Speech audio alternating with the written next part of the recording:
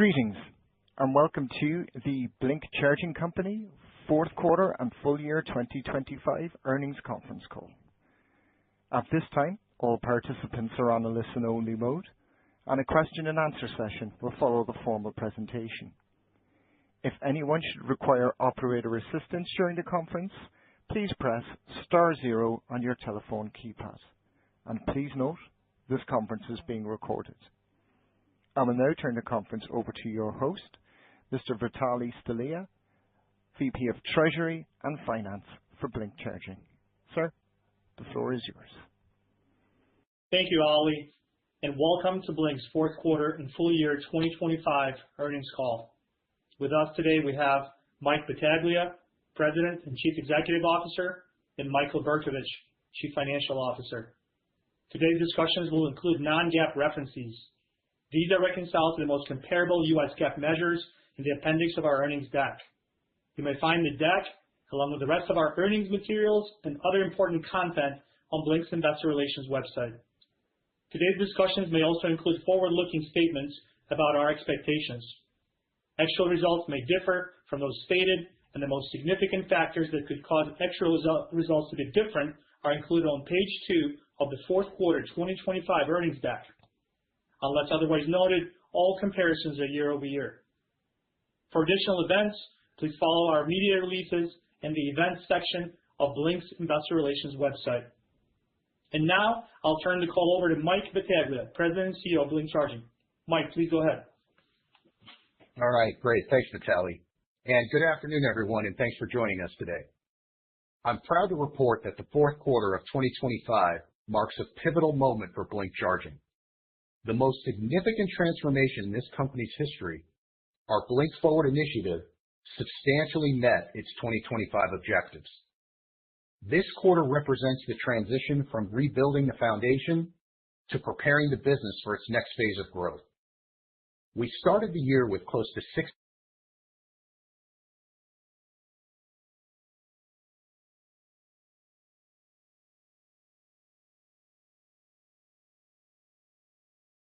Apologies, ladies and gentlemen, we have lost our speaker temporarily. One moment, please, and we shall get him back in the call.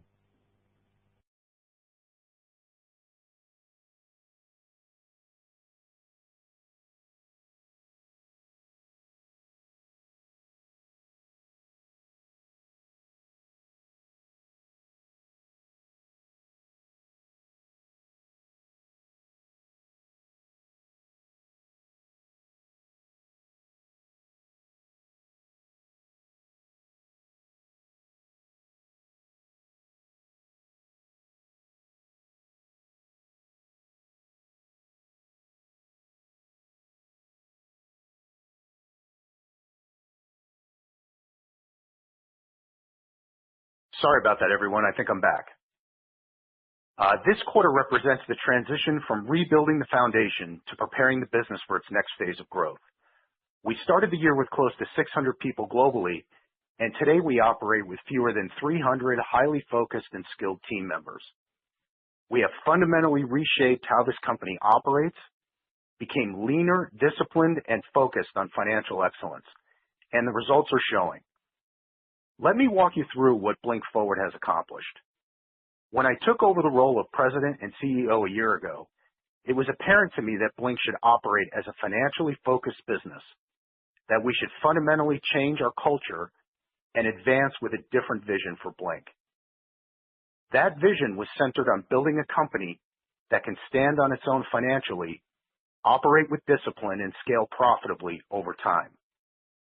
We launched the Blink Forward restructuring plan in May 2025 as we set out to accelerate our path to profitability and focus on what matters, including long-term sustainable growth.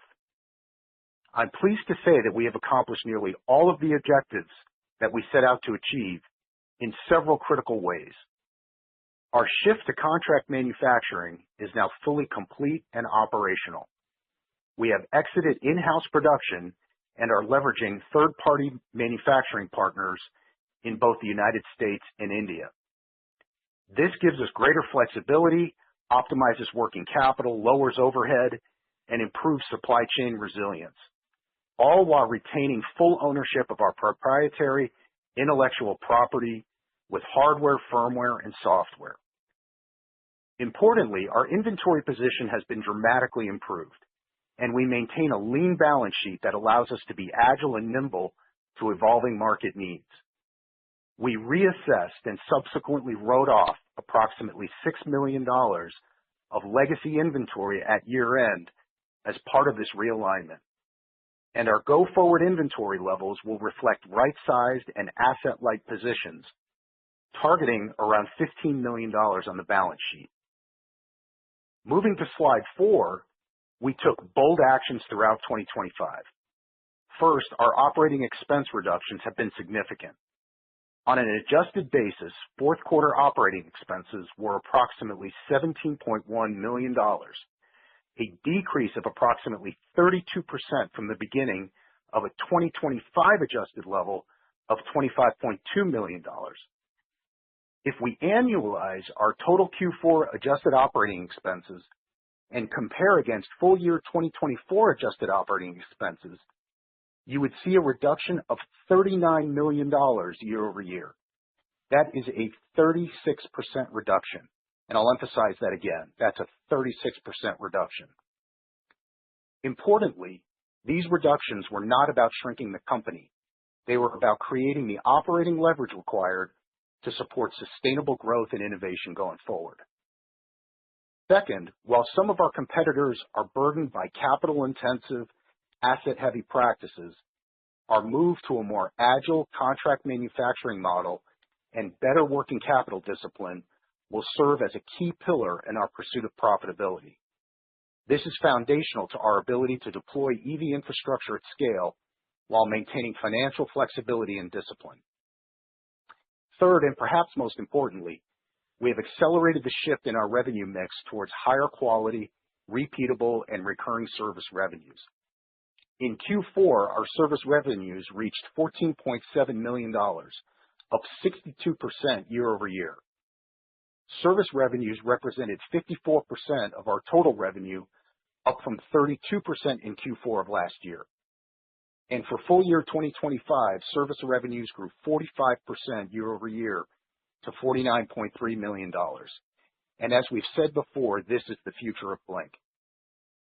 Our strategy was further validated by our successful follow-on equity raise in December.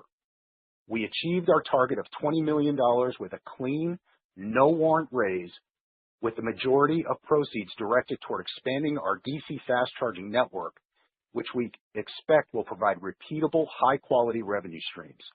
This is central to our strategy of building a durable, profitable business.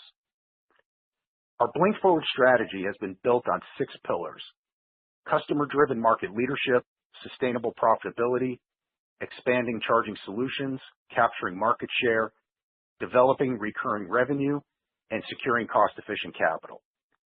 Each of these pillars has guided our transformation, and we will continue to execute against them into 2026 as we balance growth, innovation, and profitability in the years ahead. On slide 5, you can see the trajectory of our quarterly performance throughout 2025. Revenue has stabilized in the $27 million range across Q2, Q3, and Q4, while we have fundamentally improved the quality and mix of revenue.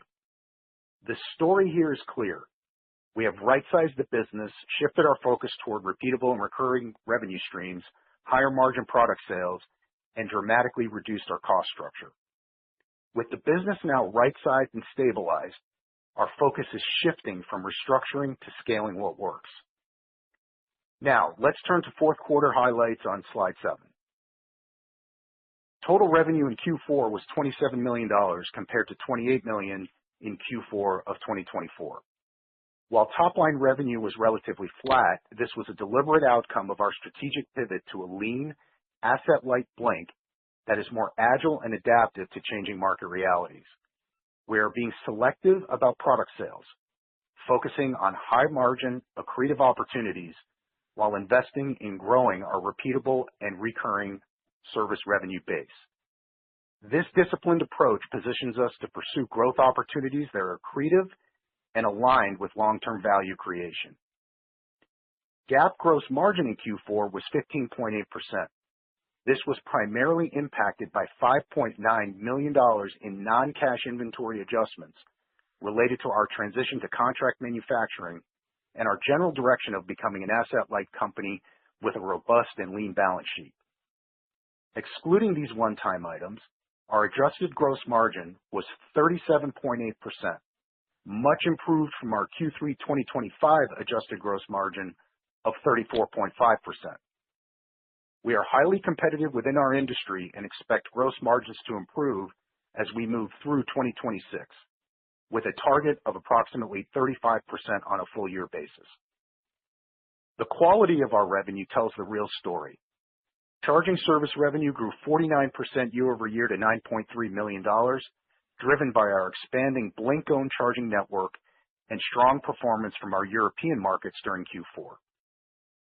For full year 2025, network fees grew 53% year over year to $12.2 million, driven by an increase in chargers added across our network, notably DC chargers, which carry higher network fees.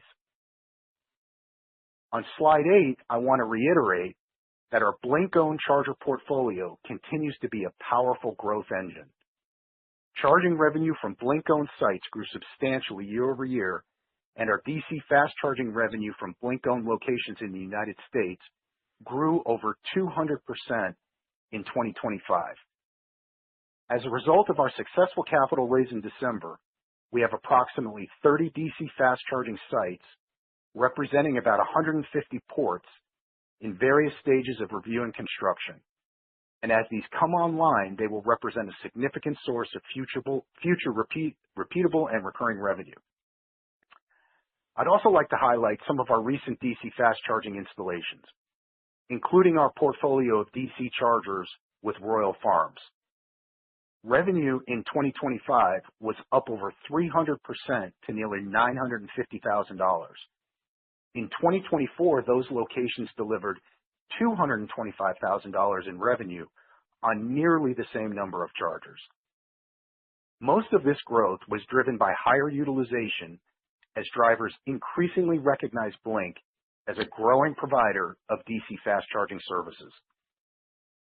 And we recently activated a new Denver area site featuring Blink's most powerful DC fast chargers to date, delivering up to 600 kilowatts.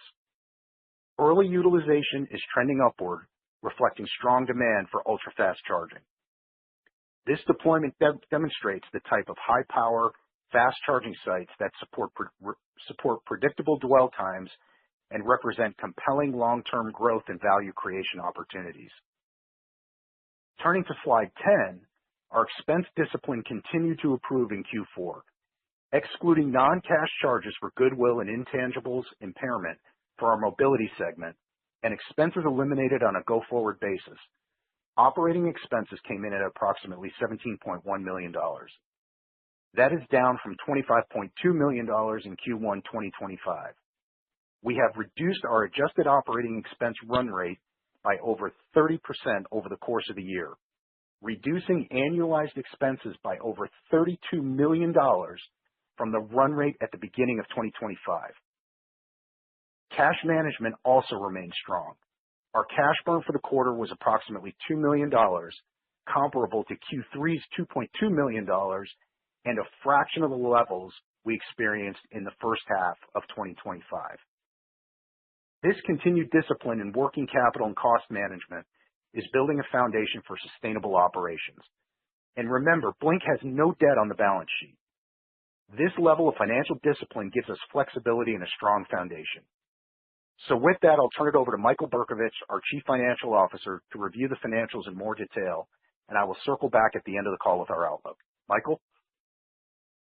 Thank you, Mike, and good afternoon, everyone.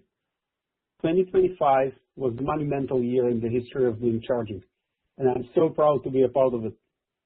This was a year defined by building a stronger financial foundation and positioning the business for sustainable operations going forward. Let's turn to slide 12 for our selected financials. Q4 2025 revenues were $27 million compared to $28 million in the fourth quarter of 2024. For the full year, Total revenues were $103.5 million compared to $124 million in 2024. Product revenues for the fourth quarter were $11 million compared to $17.2 million in Q4 last year. As Mike described earlier, this reflects our deliberate strategic decision to prioritize quality of revenue over quantity. We are focused on higher margin product opportunities and being disciplined in the deals we pursue. With our focused approach for value-adding sales and our transition to contract manufacturing, we expect product margins to improve as we move through 2026. This reflects a more disciplined, scalable approach to product revenue that supports long-term profitability. Service revenue increased 62% to $14.7 million in Q4 2025, up from $9 million in the fourth quarter of last year. For the full year, service revenue grew 45% to $49.3 million. This growth validates our strategy of investing in Blink-owned and operated infrastructure and network services. This service revenue are repeatable and recurring in nature, contributing to improved revenue quality and predictability. Other revenues, which consist of warranty fees, grants and rebates, and other revenue items, were $1.3 million in the first quarter compared to $1.8 million in the Q4 of last year. The decrease was primarily due to the shift of procuring third-party extended warranty contracts, resulting in modifications to the way our warranty revenue was recognized previously from a gross revenue basis to a net revenue basis. GAAP gross profit in Q4 was $4.3 million or 15.8% of revenue. This compares to gross profit of $4.4 million or 15.7% of revenue in Q4 of 2024. I want to call out that Q4 included approximately $5.9 million in non-cash adjustments, mainly in inventory, related to our manufacturing transition and a year-end inventory rationalization. Excluding these items, gross margin was approximately 37.8%, significantly above the 34.5% as we reported in Q3 of this year, and year-over-year gross margin improvement of 1,100 basis points. And I want to repeat, 1,100 basis points. For the full year 2025, gross margin was 24.6% on a reported basis, impacted by various non-cash inventory charges throughout the year. Excluding those charges, full year gross margin was approximately 36% even. Turning to operating expenses. Total operating expenses reported in Q4 were $37 million, which included $17.9 million related to impairment of goodwill and $800,000 in intangible assets for our mobility segment. Excluding this non-cash items, standard operating expenses were $18.3 million. And when we further exclude approximately $1.2 million of expenses that have been eliminated on a go-forward basis and are not expected to recur, adjusted operating expenses were approximately $17.1 million.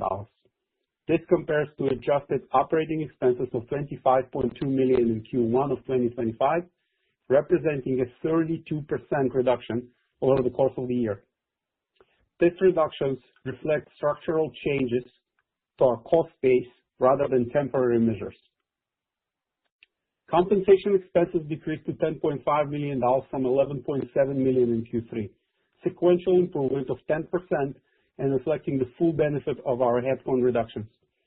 G&A expenses came down to $3.4 million from $5.3 million in Q3, a 36% sequential reduction, driven by continued cost optimization across the organization. The G&A for fourth quarter was $3.4 million, which includes a $1.3 million reversal of bad debt provisions following successful recovery efforts. Without this reversal, our G&A expenses would have been $4.7 million in Q4. Net loss for Q4 was $32.7 million on a reported basis, primarily driven by the non-cash charges I mentioned. Adjusted net loss was approximately $6.9 million. Full year net loss was $83.4 million on a reporting basis, compared to $201.3 million in prior year. full-year loss per diluted share was 76 cents compared to $2 loss in fiscal 2024. Total adjusted EPS in 2025 was a loss of 63 cents compared to a total adjusted EPS loss of 64 cents in the same period of 2024. Adjusted EBITDA for the fourth quarter of 2025 was a loss of $10.3 million compared to an adjusted EBITDA loss of $14.8 million in the same period of 2024. Normalizing for $6.6 million in recurring headwinds, specifically to a $5.9 million in inventory rationalization and $1.4 million in Blink Forward restructuring compensation costs, and adjusting for $700,000 G&A benefit, our adjusted EBITDA loss narrowed to only $3.7 million. The result represents a substantial multi-quarter improvement in financial performance. Total adjusted EBITDA for 2025 was a loss of $58.1 million compared to a total adjusted EBITDA loss of $52.7 million in 2024. Regarding our balance sheet and liquidity, as we previously announced, we successfully raised capital during the fourth quarter, strengthening our financial position to fund our DC fast charging investment program.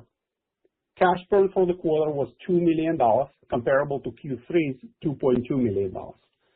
This consistency demonstrates that our working capital and cost discipline is durable and not a one-time in nature. Looking at our business outlook, I would like to provide guidance across 4 key areas. Number 1, revenue growth. For fiscal year 2026, we are targeting total revenue in the range of $105 to $150 million, representing 1 to 11% growth over 2025.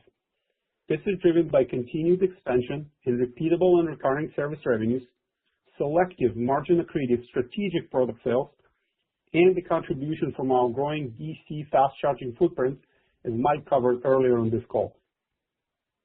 This revenue target range is particularly encouraging as it represents the clean growth coming out of our restructuring plan last year. Furthermore, we are continuing to lean into our DC fast charging network strategy. While we are investing heavily in these sites today, we expect to see the initial revenue contribution from this investment in late 2026, with 2027 serving as the first full year of scale revenue from the DC network expansion and our transition to a more robust recurring and repeating revenue model. This growth is driven by the core operating framework we have established, rather than a balance sheet expansion or elevated cost structures, patterns that we see with some of our competitors. Number 2, gross margins. We are targeting gross margins of approximately 35% for fiscal 2026. The specific level will depend on product revenue mix between L2 and DC chargers, market conditions, and the impact of tariffs on our supply chain. We see an opportunity for 100 to 300 basis points of gross margin improvement as we realize the full benefits of contract manufacturing and favorable revenue mix shift. Number 3, cash flow and liquidity. Operational discipline has directly translated to our bottom line and cash preservation goals. For the second consecutive quarter, our total cash burn, including essential capital investments, has stabilized at approximately $2 million per quarter, and we can see the same pattern in Q1 of 2026. Through the successful execution of our working capital and liquidity management programs, we have extended our runway, allowing us to fund our DC fast charging growth initiative from a position of strength. Lastly, number 4, path to profitability. With operating expenses down approximately 30% year over year and significantly leaner operations, we are aggressively working toward operational cash flow break-even. We anticipate significantly reduced adjusted EBITDA loss compared to prior periods. This improvement is supported by the operating leverage created through our cost reductions and revenue mix shift. We also expect continued operational improvements to position the company for profitability. This is a target for us, an internal measure and KPI, and we will continue to pull levers across both revenue growth and expense optimization to achieve it. And with the few levers that we are targeting is our revenue growth and product sales that are focused and disciplined, and various tactical opportunities to shed significant costs that are not related to headcount, but operational excellence. Then we believe that with successful execution that we have already exhibited during this last year, we will see additional increases in our margins. The themes for improvement include optimizing charging demand fees, simplifying our payment processing and SIM card fee structures, and rationalizing charger assets. We have concluded an internal review and with a unified effort, these items with progress tracked and reported accordingly. Some of our peers continue to struggle with legacy debt and high cash burn. Our no debt, lean balance sheet position allows us for aggressive, capital efficient DC fast infrastructure deployment, a significant difference as we move towards profitability while maintaining financial flexibility and discipline. I will now turn back over to Mike to wrap it up. Go ahead, Mike. All right. Thanks, Michael. And the call didn't drop, which is nice. So the fourth quarter and full year 2025 represents a defining chapter for Blink Charging. As we continue Blink forward into 2026, our focus is on building a business that can stand and grow on its own. We have transformed this company from the ground up and accomplished several notable milestones, including reducing our headcount and operating expenses significantly, transitioning to contract manufacturing and improving working capital, reducing quarterly cash burn from $15 million to $2 million, improving our repeatable and recurring revenue mix, raising $20 million with favorable terms, and beginning deployment of our high-speed DC charging footprint. Since my time as CEO, I've been clear about what we set out to do, and we've executed against it. We said it, we did it, and the results are visible in the business today. That same disciplined approach continues to guide how we operate as we move into 2026 and beyond. So I would like to extend a thank you to the Blink team for its resilience and focus throughout this past year of transformation. And I would like to thank our customers and drivers who rely on Blink to provide energy to their vehicles every day. So with that, let's move on to Q&A. Operator? Thank you. Ladies and gentlemen, at this time we will be conducting our question and answer session.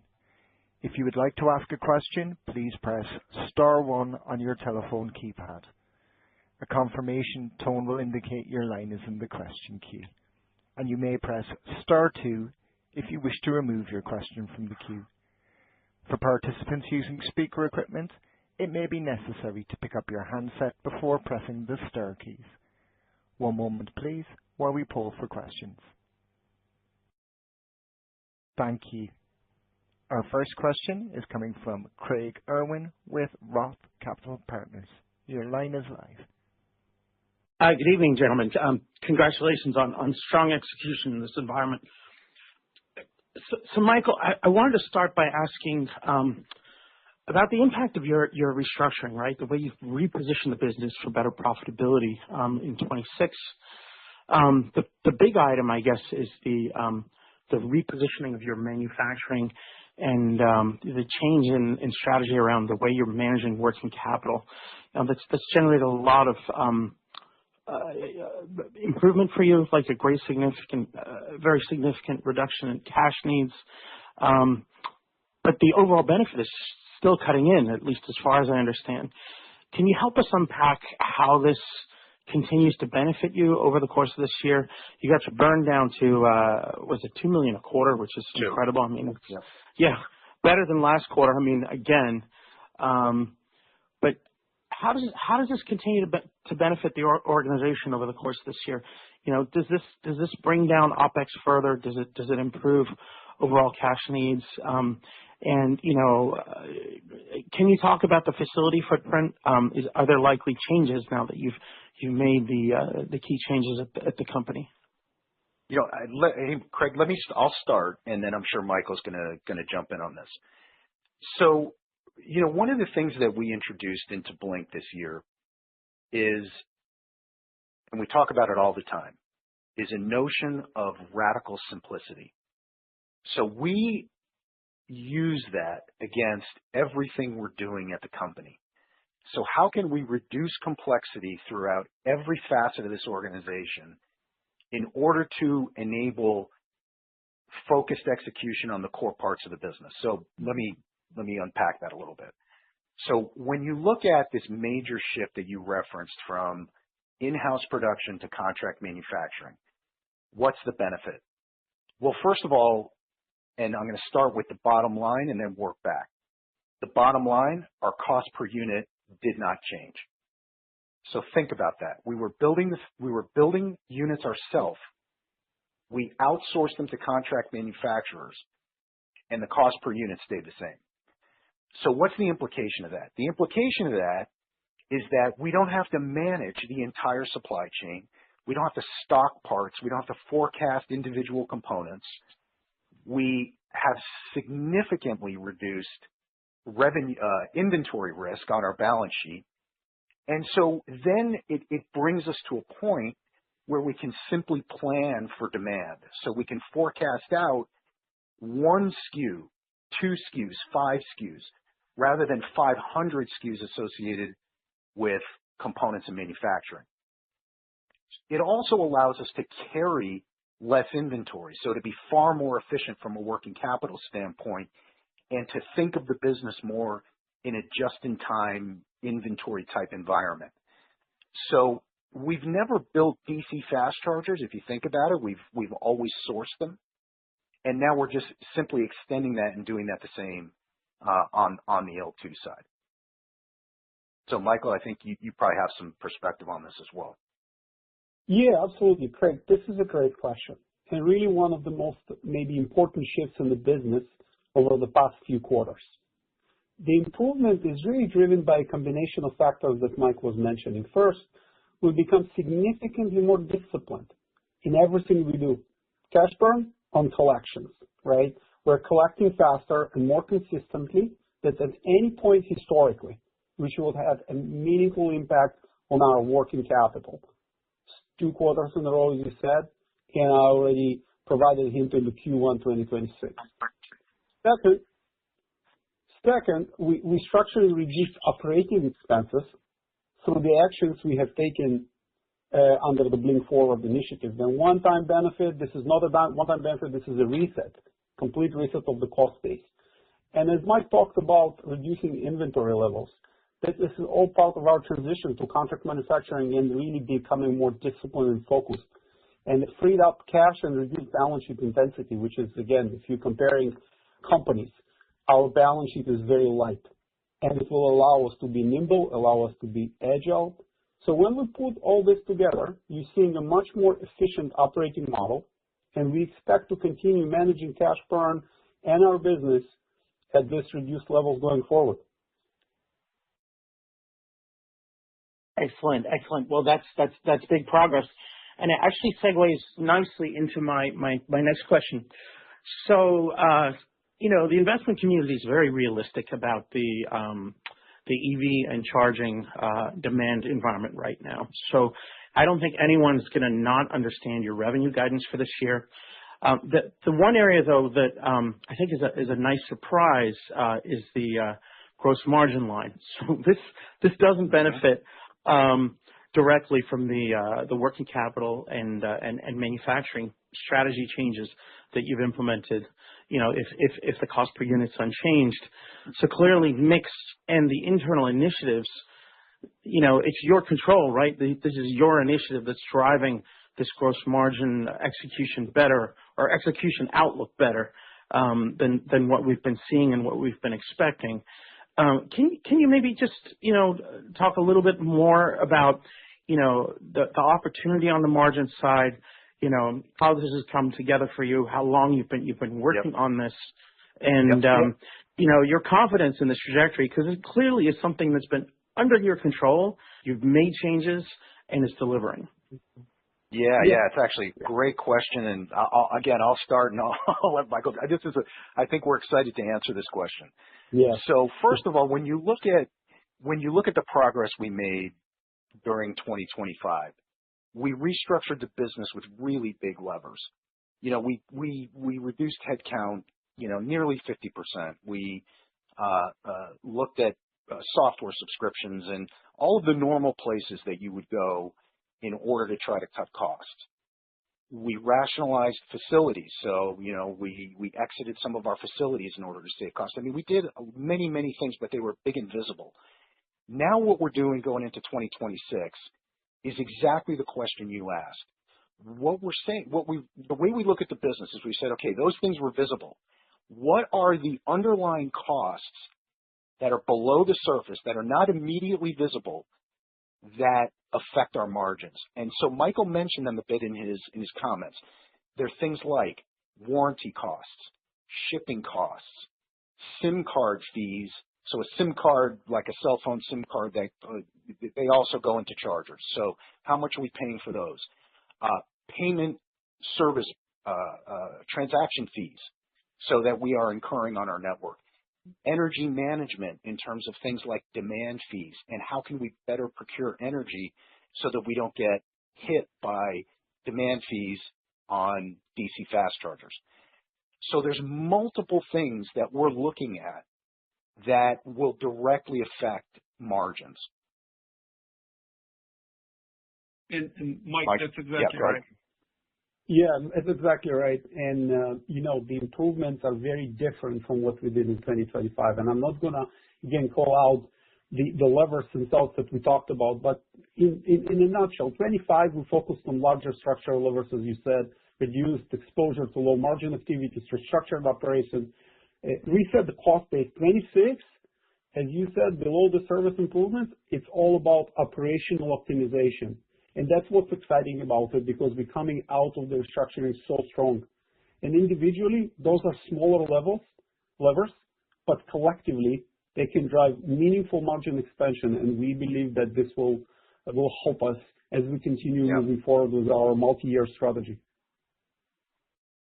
That makes a lot of sense. That makes a whole lot of sense.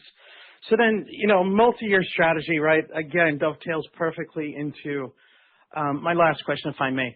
So, we all know that you guys have been working so hard this last year to develop a strategy to get to EBITDA positive, right? I know you guys want to make money, not just grow fast and grow at the best rate you can, given the overall demand environment, but I know you want to do that while making money.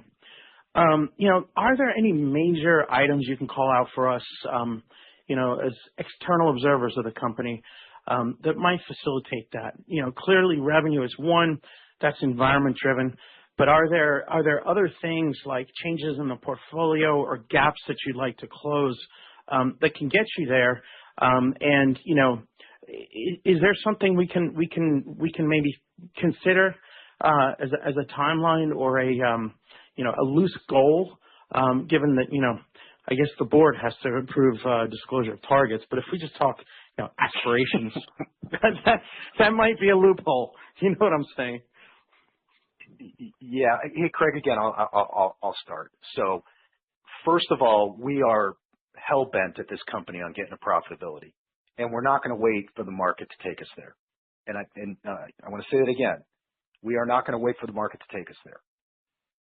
So we want to continue this theme that we set out last year and into right now, which is, look, we're going to tell you what we feel comfortable telling you in terms of the operating environment of the business. And then we want to deliver on that and then hopefully surpass that. So we're not giving guidance right now, but we're going to continue to optimize on the expense side. And then, Craig, it's interesting. I mean, if you look at, for me personally, as CEO of the company, last year was all inward focused. It was cutting expenses. It was restructuring. It was making sure that we right-size the business. This year, I'm going to leave that to my compatriot, Michael Berkovich, and my whole focus is working with the sales team on growing top-line revenue, because that's what we need to do. And within growing top-line revenue, we need to really understand and really go after and really stay focused on the product sales segments that are moving in the industry, not phantom segments that people keep hoping for, but where's the actual activity happening, and how can Blink maximize its position within those particular verticals. So we're not going to run after everything. We're going to run after the stuff that makes sense to run after where we see a market. So, Michael, I don't know if you have anything to add to that.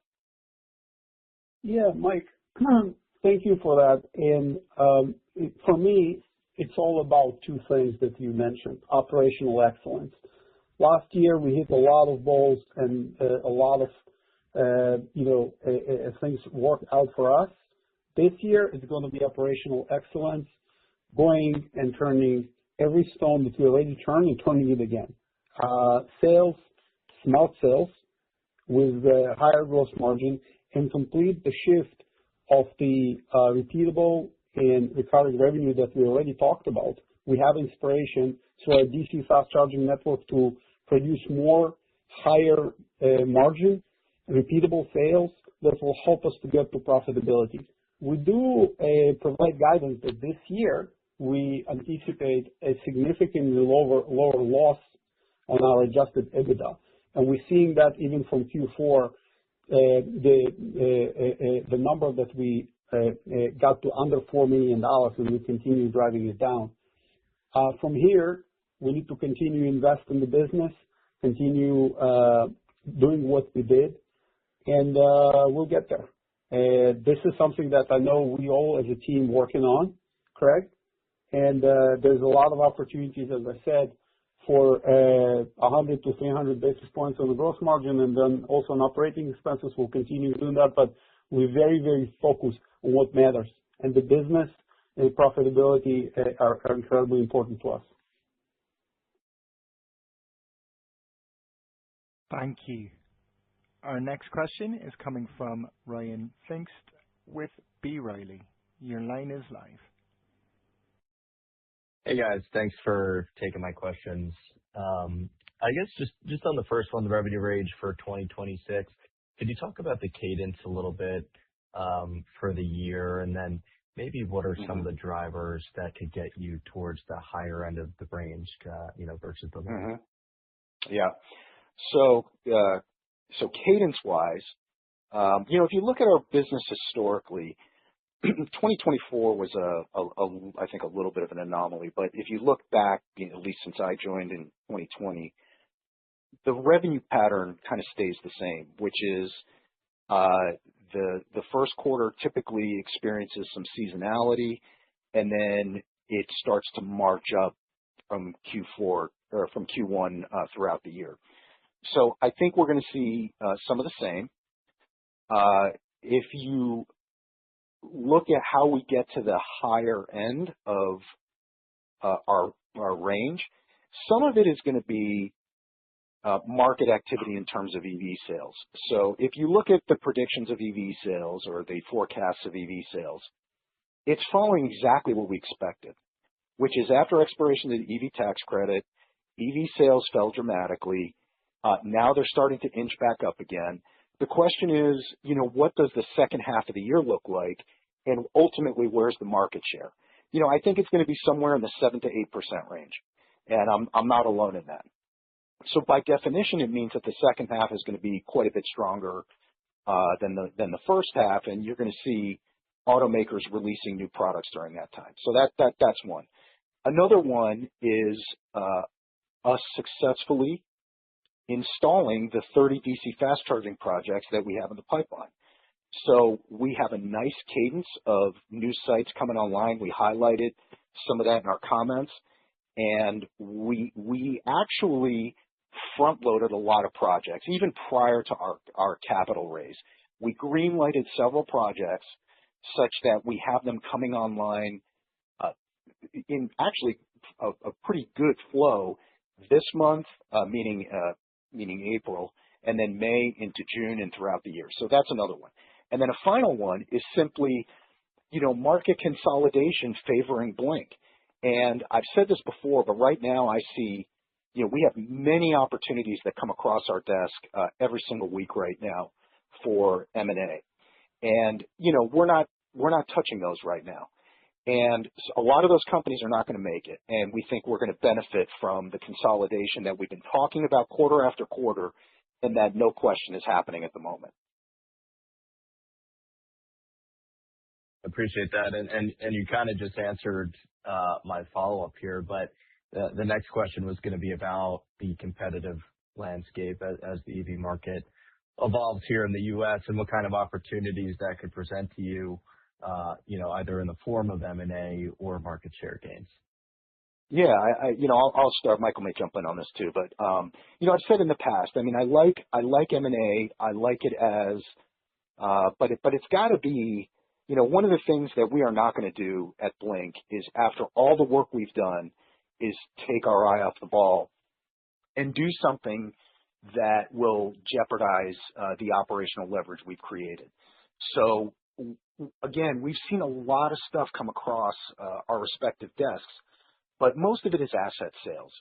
And when you get into asset sales, the only way you're going to pick something up is if it's highly accretive to what we're doing. And anything that is not highly accretive, we're dismissing immediately. Anything that could potentially be accretive, we're looking at here and there. But as of now, we haven't seen anything that's really caught our eye. So, Michael, I don't know if you have anything to add.